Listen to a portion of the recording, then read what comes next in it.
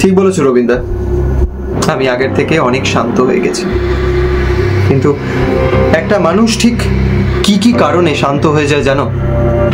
অনেক আঘাত, অনেক বেদনা সহ্য করতে করতে একটা মানুষ যখন পাথর হয়ে যায় তখন সে চুপ করে যায়।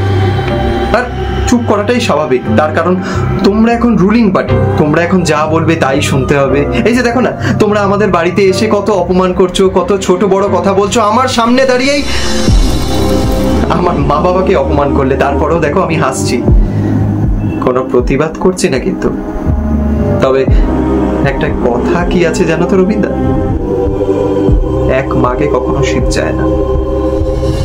সময় আমারও আসবে, আমাদেরও সময় আসবে, তখন আমি তোমাদেরও সহ্য ক্ষমতাটা পরীক্ষা করে দেখব ঠিক কতটা সহ্য তোমরাও করতে পারো। কিন্তু এখন যা করছো মুখ বুঝে সহ্য করাটাই শ্রেয় বলে মনে করছি, তাই হাসছি, চুপ থাকছি, অপমানগুলো জাস্ট সহ্য করছি। সময় বদলাবে, মাথায় রেখো।